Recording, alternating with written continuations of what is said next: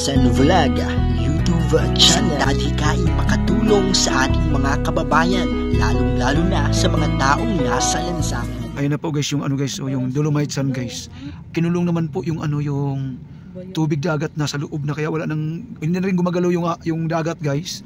Nagpapagalaw na lang sa dagat, yung hangin na lang, hindi na alon. Narangan na po ng reclamation doon, tinan nyo sa laot guys. So yung dagat doon sa guys, hindi na napapagalaw ng alon, parang dead sea na siya. Normally dapat alon guys na nagpapagalaw niyan, di ba?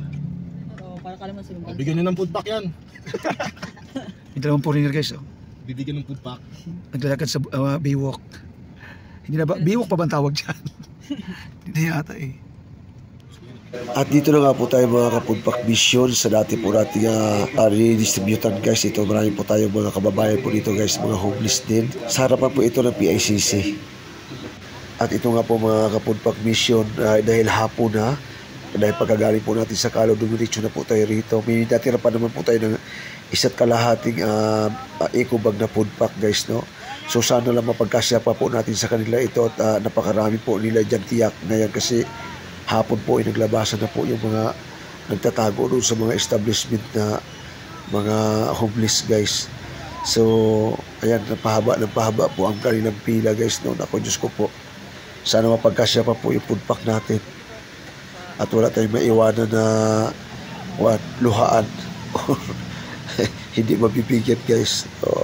At yan nga po si tatay guys, napakasarap po ng kain niya sa ating pa-fried chicken and rice. Masarap po yung fried chicken po natin dahil malasa po yan. Binarinig po muna ng pamangkin ko yan bago niya minuto yan guys na isang gabi. At itong dalawang mag-asawa po na itong napakasweet. Nag-share sila sa kanilang nakuha pagkain dahil yung isa fried chicken and rice, yung isa pansit gisado na may kasamang tasty po.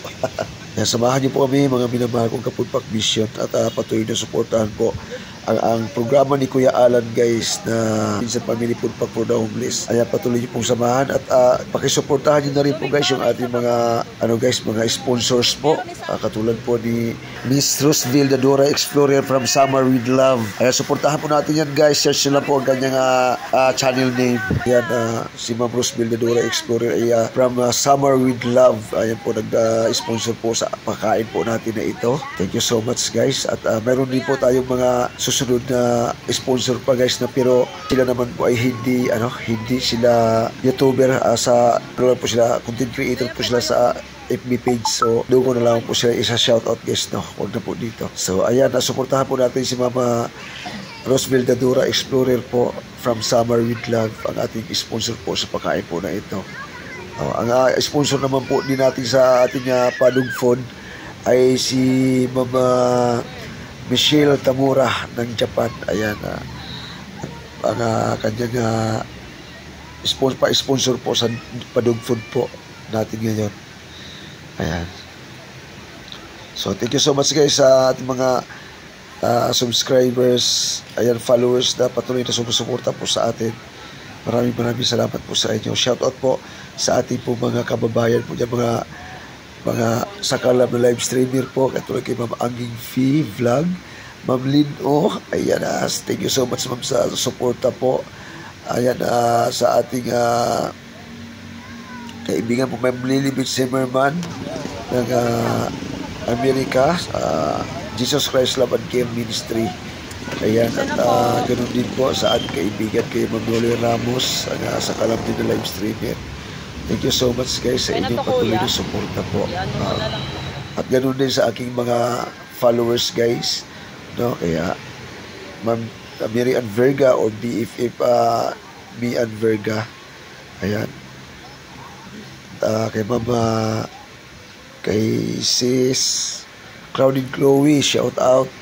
At sa iba pa po, sa iba pa mga kaibigan po natin, salamat po na marami sa inyong patuloy na suporta po. Ayan, napakahaba po ng pila guys, no? Pahaba po yan. Ayan, sana po magkasya po yung ating food pack na dala na natira galing tayo sa Kalaw. Actually mayroon pa nga po sa atin isang lugar na dadaanan guys, kaya lang sigurado dito guys, baka dito pala kukulangin po yung ating food pack na natira guys. So ako po guys ay patuloy nagpapasalamat guys sa ating mga sponsor po na tumangkilik po sa ating programa po na ito. Munti at simpleng pagtulong po sa ating mga kababayan na Forest Among the Poor guys, no? Mapapakain man lamang po natin sila. At sana pagdating ng araw, masigit pa po dyan ang ating mapapakain, no? Gusto ko po makabili sana ng malaking kawa para mapaglutuan at saka yung kala na na panglabas guys, no? Para yung malaking kawa ng paglulutuan po natin, yung aabot tayo ng mga 200 food pack, di ba guys, no? Kaya lang medyo malaki na rin po ang budget, no? Siguro aabutin na po tayo ng 4,000, 5,000 na po ang magiging budget po natin doon, kasi meron pa po tayong patubig, no? Pero pwede naman kahit wala ng tubig, kahit yung pagkain lang na po natin ang ma-distribute natin sa kanila, okay lang din naman po sa kanila yon.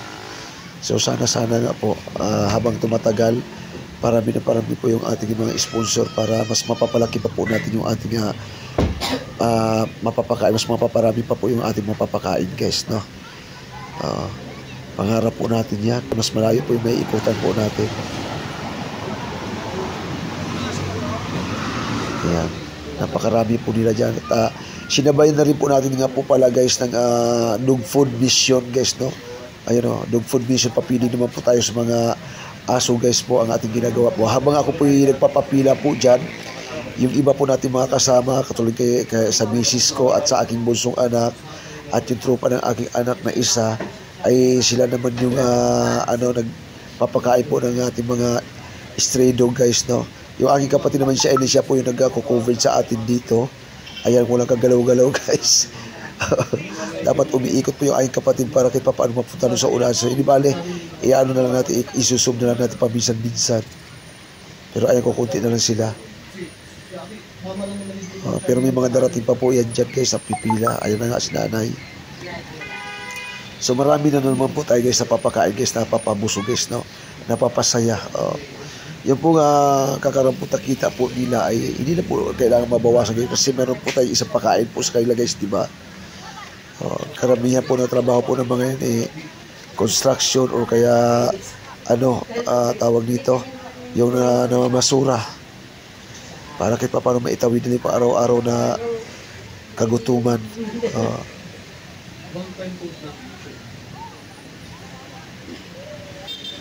Yes, kuya.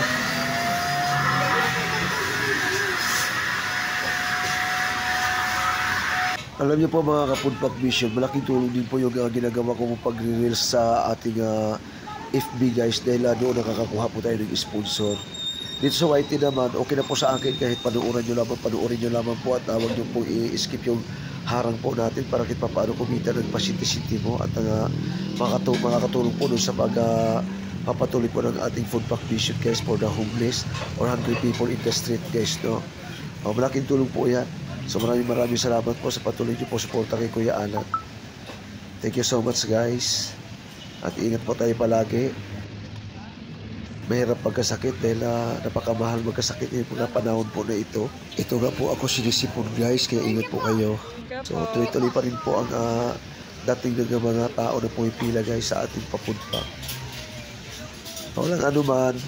At dito na nga po natapos mga ka-Foodpack Mission ng ating distribution ng food pack. At ayan, focus naman po tayo guys ngayon sa pagpapakain naman po sa ating mga stray dog guys, no? Ayan, napakarami po dyan na mga asong kalye. So sama-sama na po kami dyan nagpapakain. At nagpapasalamat po tayo muli guys sa ating sponsor kay Mama Michelle Tamura ng Japan with love. Ayan po ang kanyang pagmamahal po sa mga pet guys, no? Napakarami po tayo napapakain po dyan. Pero yung iba guys, may nang kumain ng food, hindi sila sanay. So may naisip ako sa susunod na gagawin po natin para lahat po ay makakain. Sasaingan po natin sila, lutuan po natin sila na may kasamang ulam. Ayan. Ang gawin natin, cute guys na mga tuta. Ayan o. May bagong panganak pala po dyan. Ayun. Cute ng mga anak niya. Ito bagong panganak, yung may batik na itim. Ayan. Mababait naman sila guys, hindi sila yung sanay na po sila sa tao guys, hindi sila nangangahol, hindi sila yung katulad ng iba ba na parang agresibo sa tao. Sila hindi po, napakababait nila. Lalo pag inabutan mo ng pagkain, kakawag-kawag ka agad yung buntot, akala mo ikaw na yung may-ari nila, ikaw na yung amo nila. Kaya katuwa rin guys magpapakain sa mga asong kalye. Ayan, cute mga tuta guys, no? Diba?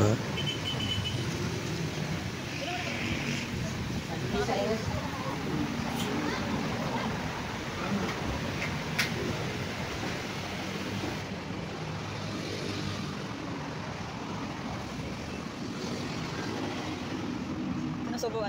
Gusto niya subuan. Galing ah. Gusto niya magpasubo.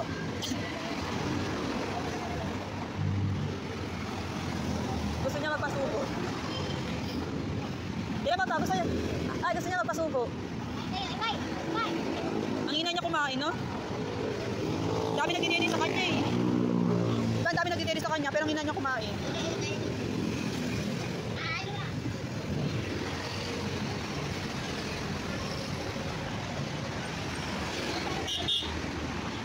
Ha?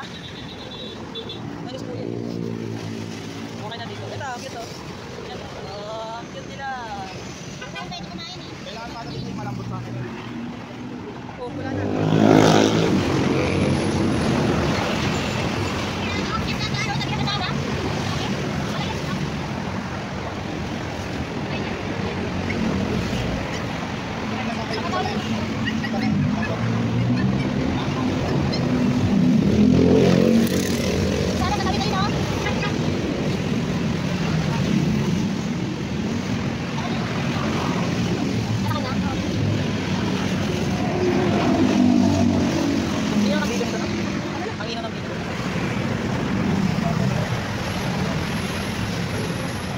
Gutom siya. May anak din siya. May anak siya?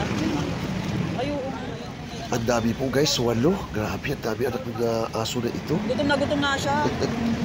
Dami niyang anak, oo.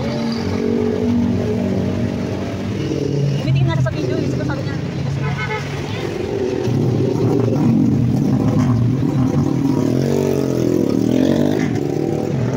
Doon pa pala. Sige dyan. Gutom siya. Dami na kasing anak eh. Nangangayayat lang siya. Okay, tita. Bigyan ko ba sa inyo? Lagyan ko muna. Baka meron pa. Ay, okay na. Mamaya na siguro. Mamaya na siguro. Meron pa. Dami. Sobrang dami. Wala na. Ayun pa dun, oh. Oh. Isa. Dami.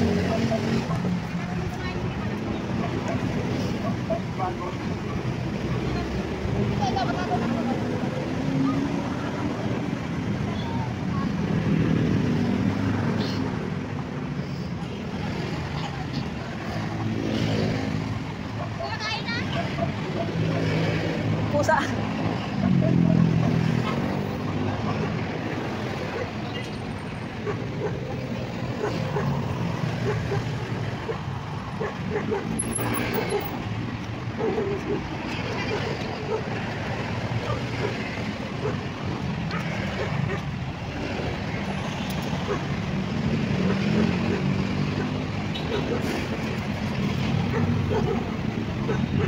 Alan Benson Vlog sa YouTube channel. Pagkain para sa pamilya, basura natin ipon para may pangbaon. Mga anak na nag-aaral sa eskwelahan, patuloy mong kinagaan kahit pa man nahihirapan, pagkat ang iyong nais ay para sa kanila at makaahon sa hirap.